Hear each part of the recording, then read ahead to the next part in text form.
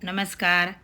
तर आज आपण बनवणार आहोत अगदी पौष्टिक, मऊ आणि खुसखुशीत मूग डाळ पराठा.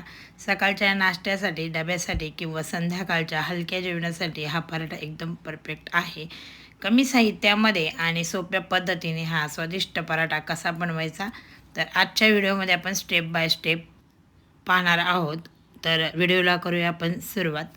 तर सुरुवातीला मूग डाळ जी आहे ती मी भिजत घातलेली होती. तर एवढीच अर्धी वाटी मी मूग डाळ भिजायला घातलेली होती आणि 2 तास अगोदर आपण ही भिजायला घालायची आहेत.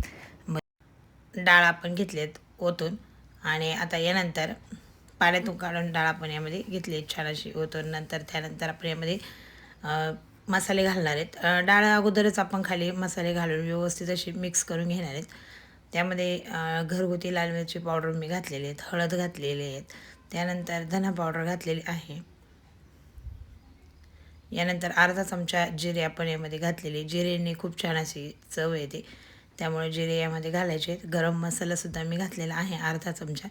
तुम्हाला हवं असेल तर तुम्ही हिरवी मिरची चिरून यामध्ये घालू शकता. मी काही हिरवी मिरची स्किप केलेली आहेत, आपण हिरवी मिरची घातलेली नाही आहेत. तर चिरलेली हिरवी मिरची जर घातली तर तोंडात येते, त्यामुळे मी घातलेली नाही आहे. तर आलं लसणाची पेस्ट मिक्सरला बनवलेली होती, तीसुद्धा मी यामध्ये घातलेले आहेत. अगदी कमी साहित्यात आणि झटपट तयार होणार आहे. तर साहित्य झालं आहेत आपलं टाकून. आता आपण हे हाताने मिक्स करायचं आहेत. पण अजून यामध्ये आपल्याला राहिले आहेत. तर चवीनुसार मीठ आपल्याला यामध्ये घालायचं आहे. तर यानंतर चवीनुसार आपण घातलं आहेत मीठ आणि मस्त असं मिक्स करून घ्यायचं आहेत.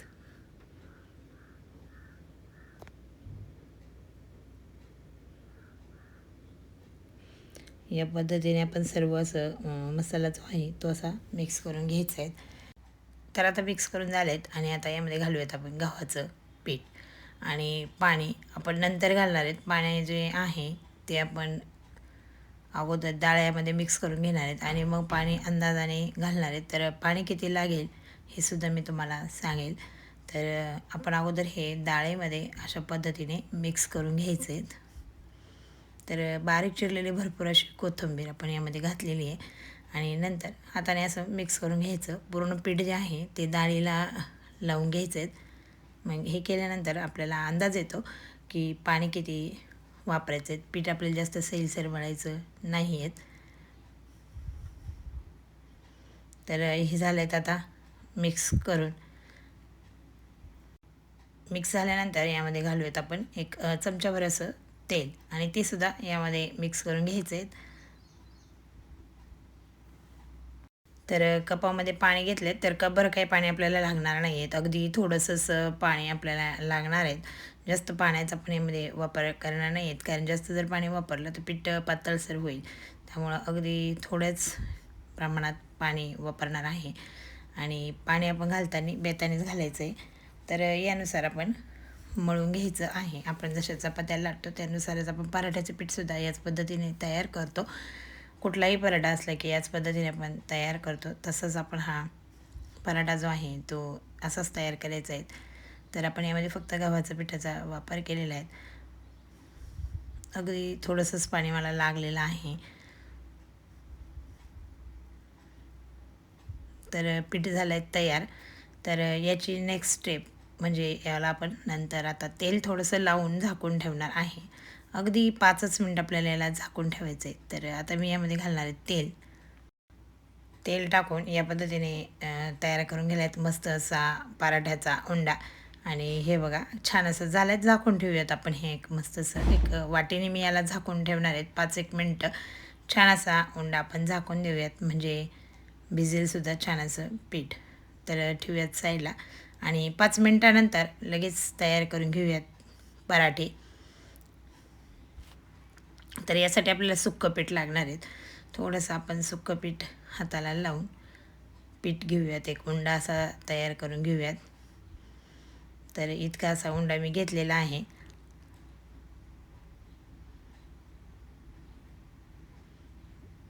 तर यामध्ये आपल्याला मस्त अशी वाटी करून यामध्ये आपण तेल लावणार आहेत. मस्त तयार होतो मऊसूत असा छान असा पराठा तयार होण्यासाठी खुसखुशीत आपण अशा पद्धतीने वाटी तयार करून घेणार आहेत. आणि पीठ पण छान झालेलं आहे, त्यामुळं छान असे तयार होते. मस्त आपण जसा उंड्याला तेल लावतो त्यानुसार या हुंड्यालासुद्धा आपण अशाच पद्धतीने तेल लावून घ्यायचे आहेत. आणि आपण याला एक करूयात मस्त याचा एक उंडा तयार, गोल असा गोळा तयार करायचा आहे या पद्धतीने. आणि आता मस्त असं सुकं पीठ लावून लाटून घेणार आहेत. गोल असा उंडा तयार झालेला आहे आणि घेऊयात लाटून. पिठामध्ये पीठ बुडून लावून घेणार आहेत. छान असं सुक्या पिठामध्येच आपण याला लाटून घ्यायचं आहे.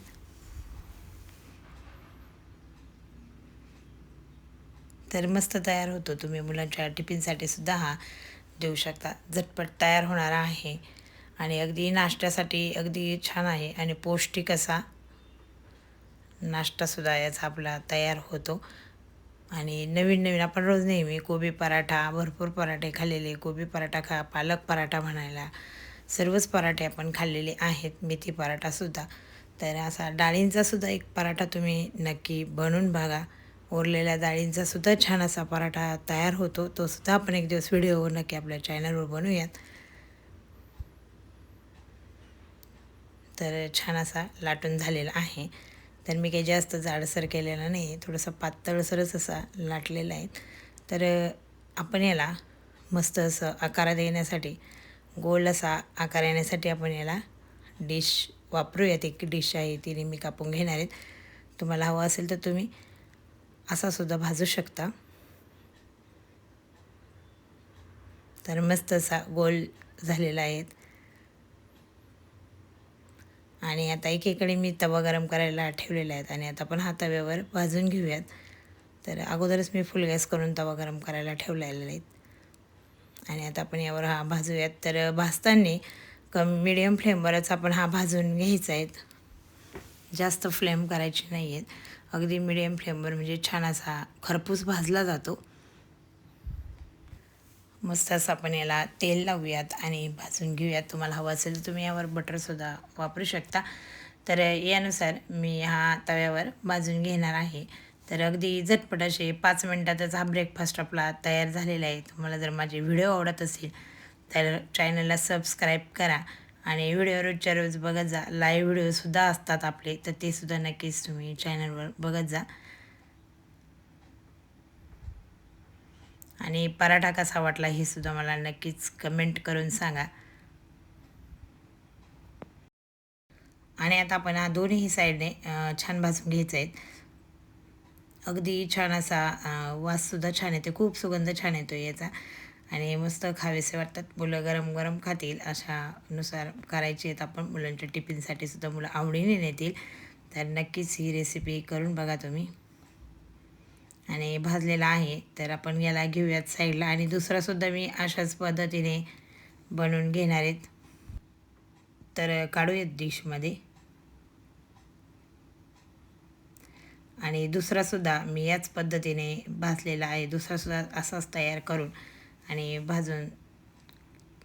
भाजला आहे आणि तुम्हाला मी दाखवते की दुसरासुद्धा पराठा आपला कसा तयार झालेला आहे. मस्त अप्रतिम असे ही आजची आपली रेसिपी होती. तर यासोबत आपण मस्त असा ठेचा करू शकता. लोणचं खूप छान लागतं आणि दहीसुद्धा यासोबत छान लागतं. तर मी दही ठेवलेले आहेत आणि छान असे आपले हे मुगाचे पराठे जे आहे, मूग डाळीचे पराठे तयार झालेले आहेत. तुम्हाला आवडले तर नक्कीच लाईक करा. तुम्हाला मी एक छान असा पराठा तोडूनसुद्धा दाखवते, कसा छान आपण दहीसोबत खाणार आहेत. मस्त असा गरम गरम पराठे दहीसोबत खाण्याची मज्जाच काही वेगळी.